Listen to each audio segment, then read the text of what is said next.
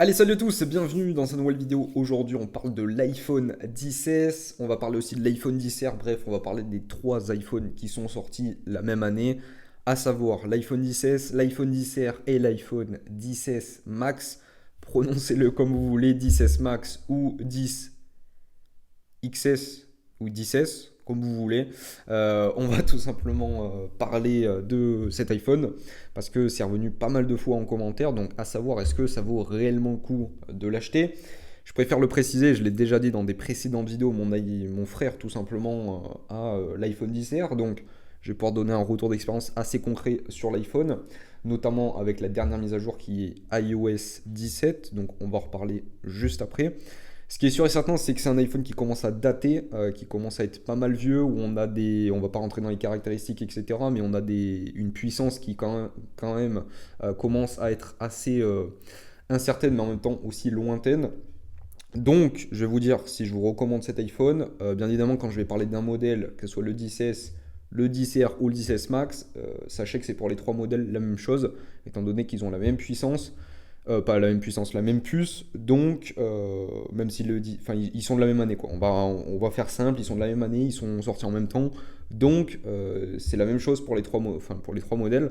Donc voilà, on va parler un petit peu de ça. J'espère que cette vidéo va vous plaire. N'hésitez pas comme d'habitude à vous abonner, à lâcher votre plus gros pouce bleu, à soutenir la chaîne via les liens dans la description. Vous avez Back Market, 10 euros de réduction sur Back Market. Vous avez des liens Amazon traqués, affiliés. Vous passez par les liens, vous payez rien de plus et ça soutient la chaîne. Amazon va tout simplement savoir que vous êtes passé par mon lien. Et voilà, ça vous coûte rien de plus et moi ça me soutient et je vous remercie d'avance. Pour tous ceux qui prennent le temps de le faire, vraiment c'est incroyable en fait de votre soutien. Donc voilà, merci à tous. Et puis dernière chose, vous avez aussi Boursorama. Vous pouvez ouvrir un compte bancaire chez Boursorama de manière totalement gratuite. Vous n'avez pas de frais sur la plateforme, etc. Et vous avez en ce moment 130 euros offerts, il me semble, en ce moment. Ça varie tout le temps, mais à l'heure où je tourne cette vidéo, en tout cas, c'est 130 euros offerts pendant quelques jours, donc c'est toujours cool. Voilà, si vous ouvrez un compte. D'ailleurs, il y en a un qui l'a fait il n'y a pas très longtemps, hier, je crois, et qui a d'ailleurs gagné 130 euros. Donc, je vais pas te dire ton nom, mais, mais voilà, content pour toi. Moi, ça me soutient un petit peu, et puis voilà, c'est cool. Donc, on va passer à cette vidéo. Let's go, on va se retrouver directement sur le Mac, donc juste ici. Donc, comment est-ce que ça se passe? J'ai marqué directement iPhone 10S. Alors, tu marques iPhone 10R, c'est pareil. Voir un petit peu les modèles qui sont proposés. À noter que l'iPhone 10R est plus cher que l'iPhone 10S. Donc voilà, je vais te donner un petit peu mon retour d'expérience sur tous ces modèles. Enfin, surtout te dire est-ce que ça vaut réellement le coup. On va pas rentrer dans les caractéristiques techniques. Tu le sais très bien. Je suis pas là pour te parler de ça parce qu'il est sorti il y a beaucoup d'années quand même. Je vais donner mon point de vue sur certaines caractéristiques, sur certains points majeurs, mais on va pas rentrer dans la fiche technique. Si tu as vraiment envie d'aller checker une fiche technique, etc., retourne sur des vidéos quand il est sorti, tu vois, de The Eye Collection, de Jojo, etc. Et ils font ça tout simplement mieux que moi, donc je vois pas trop l'intérêt en fait de le faire. Et puis même là, tu marques iPhone 10R, tu vois, hop, tu as les caractéristiques techniques de l'iPhone 10S, donc tu regardes un petit peu si ça te fait kiffer encore une fois. Mais bon, on va pas se le cacher, c'est pas le plus intéressant. Moi, ce que j'ai envie de faire, c'est une vidéo assez concise dans laquelle je vais donner mon retour d'expérience, à savoir est-ce qu'il faut le prendre ou non, ou le prendre avec des très bons tarifs. On va essayer de comparer un petit peu tout ça rapidement. Premièrement, donc comme je te l'ai dit, l'iPhone 10R est plus cher que l'iPhone 10S. Le 10S Max, je sais pas combien il est. Il a 299, donc il est 100 euros plus cher. Donc honnêtement, on va pas se le cacher, si tu cherches un écran, un grand écran, ne prends pas le 10S Max. Déjà, si vraiment tu es obligé de prendre un écran, enfin un iPhone qui est ancien, etc. Je ne l'ai pas précisé, mais c'est la dernière année où il est tout simplement mis à jour cet iPhone, donc il n'a aucune utilité. Clairement, s'il y a un iPhone que tu dois ne pas prendre cette année, c'est celui-là. On a déjà fait une vidéo la semaine dernière où il y a 2 semaines, ou j'en sais rien, mais en tout cas dans lequel je te parlais de l'iPhone 11. Est-ce qu'il faut l'acheter en 2023-2024? Encore une fois, je te l'ai dit, il commence à être daté, donc c'est pas forcément un très bon investissement, à part si tu arrives à le trouver en dessous de 200 euros, on va dire 150, 180 euros. Ça peut être une bonne affaire pour te dire, bon, je le garde 1 ou 2 ans, et après je changerai par la suite. Mais voilà, là, l'iPhone 10S, l'iPhone 10R, l'iPhone 10S Max, c'est des iPhones qui sont encore plus vieux, donc qui ont un an de plus. Donc c'est la dernière année. Donc moi pour moi ça n'a aucune utilité de partir dessus, tu vois.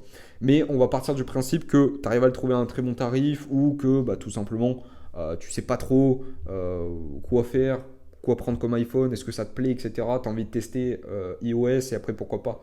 Si ça te plaît pas, pouvoir le revendre à un prix pas trop cher, sans avoir perdu trop d'argent et puis repasser sur Android, j'en sais rien, tu vois. Mais sache que la réponse à cette vidéo, est-ce qu'il faut l'acheter? Non, il ne faut pas l'acheter bien évidemment.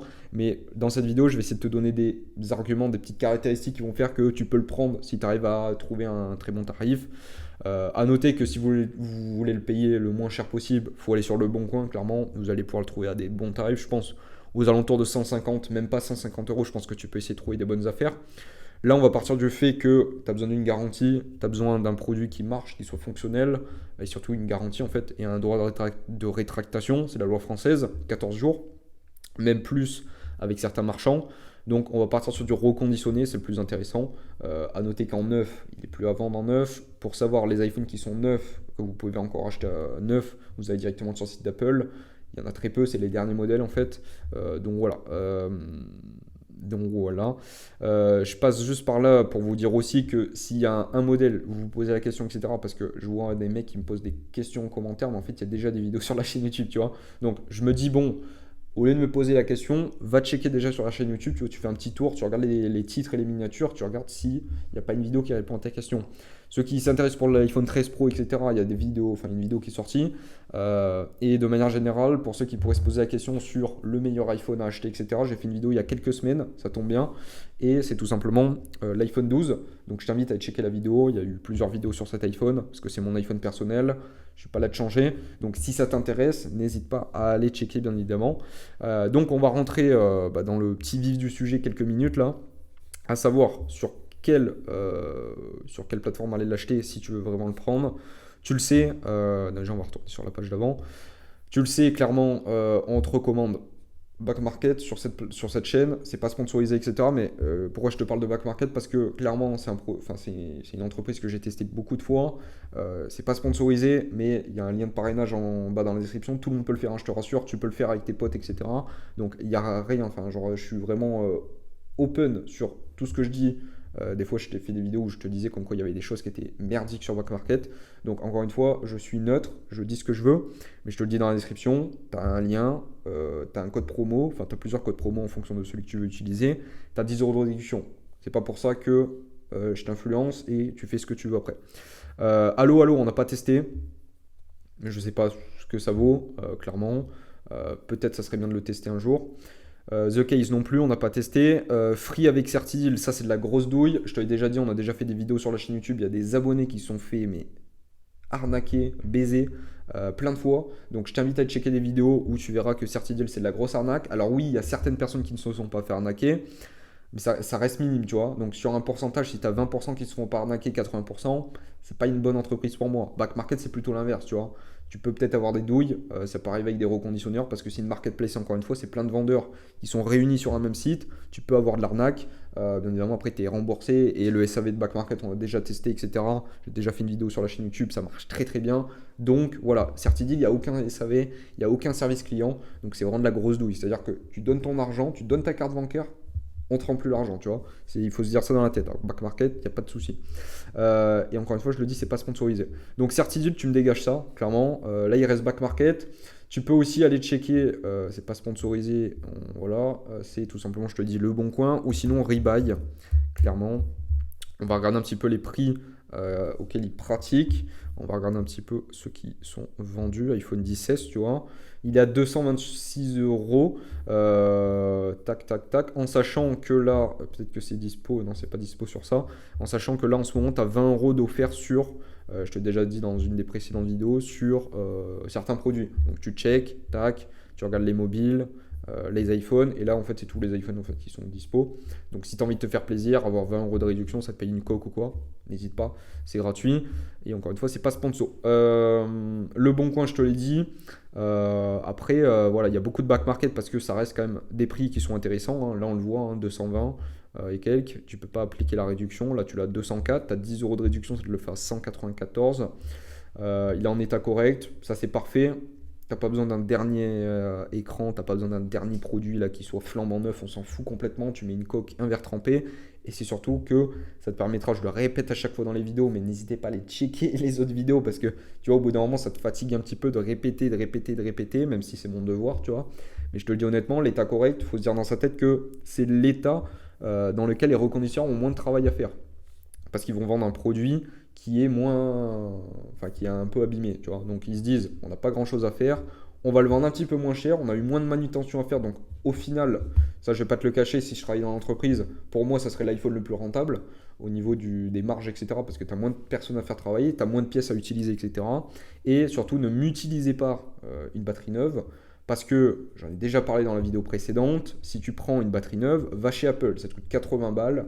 Là, si tu le mets tout simplement, tu rajoutes, tu vois, on passe à. Ça te fait 50 euros de plus, sauf que c'est une batterie qui est usée, qui est nulle à chier en fait. J'ai déjà testé sur un ancien iPhone où j'avais dû changer une batterie reconditionnée parce que voilà, au bout de 2 ans, il marchait plus très très bien. Et au final, au bout d'un an, même pas, elle était morte parce que c'est pas une batterie officielle. Les batteries officielles de chez Apple coûtent un peu plus cher. Tu as le service client parce que tu dois aller dans un Apple Store. Tu as tout simplement des employés à payer, etc. Sauf que après, au bout d'un moment, tu te retrouves avec un produit où la batterie tient 3-4 ans, tu vois. Alors, moi, je préfère mettre 50 balles de plus et garder ma batterie 3 ans de plus plutôt que d'économiser 50 balles, sauf qu'au bout d'un an, il faut que tu rachètes une batterie, que tu remettes une batterie. Donc au final, si tu calcules sur le nombre de 3 ans, ça te coûte 150 euros en plus. Je ne suis pas sûr qu'elle soit très très rentable, tu vois. Donc voilà, c'est à toi de voir, c'est à toi de faire les calculs. Encore une fois, je te laisse choisir, je te laisse faire tes propres choix. Donc voilà, c'est juste pour te dire comme quoi, pour moi, l'iPhone 10S, c'est un achat irraisonnable, c'est-à-dire qu'il ne faut pas l'acheter en fait, clairement. Voilà, après tu fais ce que tu veux, mais tu auras mon avis. Donc l'iPhone 10S, l'iPhone 10R et l'iPhone 10S Max. Si vous l'avez actuellement, gardez-le encore un an, ça fera très bien le taf, clairement. Mais voilà, si vous voulez un iPhone qui soit mis à jour, etc., vous partirez après sur un prochain modèle. Je dis pas que actuellement il est nul, mais si tu veux l'acheter, ça sert à rien de l'acheter et de claquer 200 balles dans un iPhone que tu vas rechanger l'année prochaine parce que tu auras un iPhone qui va ramer un peu plus, etc. Et je dirais qu'au niveau de la pertinence d'achat, c'est pas forcément le mieux parce que sur le bon coin, sur Back Market, etc., tu peux essayer d'avoir un iPhone qui soit beaucoup mieux comme l'iPhone 12 en économisant 100-150 euros de plus.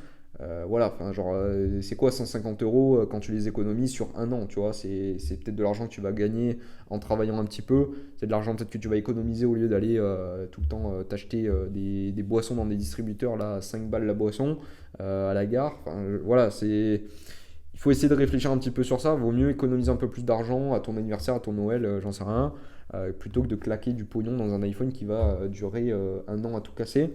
Voilà, c'est comme ça que moi je le vois en tout cas. Mais donc voilà, j'espère que cette vidéo t'aura plu. On va pas perdre plus de temps. C'était mon avis, je l'ai mis dans la miniature, dans la description. Certainement l'iPhone 10S, mais ça concerne l'iPhone 10R, je le répète, et l'iPhone 10S Max aussi. Donc ces trois modèles qui sont sortis la même année, je crois que c'est en 2018 qui sont sortis ou un truc comme ça. Bref, voilà. Et dernière petite chose, mon frère, comme je te l'ai dit, a l'iPhone 10R, il a installé la mise à jour iOS 17. Et après, c'est un petit peu de l'obsolescence programmée, même si j'aime pas appeler ça comme ça, parce que Apple, pour moi, ils font pas de l'obsolescence programmée, étant donné qu'on est sur des smartphones qui sont ceux qui sont les plus mis à jour en termes de longévité sur du long terme. Parce que les Samsung, au bout de 2 ans, même pas, ils sont plus mis à jour, tu vois. Enfin, plus les grosses mises à jour comme t'as chez Apple avec des mises à jour iOS, nouveautés, etc. Il s'avère qu'avec iOS 17, il bug un petit peu plus. Donc, c'est un iPhone qui commence à être un peu plus vieux parce que, étant donné que la mise à jour est un peu plus énergivore, etc. Et que la puissance, les performances qu'il a à l'intérieur, elles sont un peu datées étant donné que ils ont 5 ans.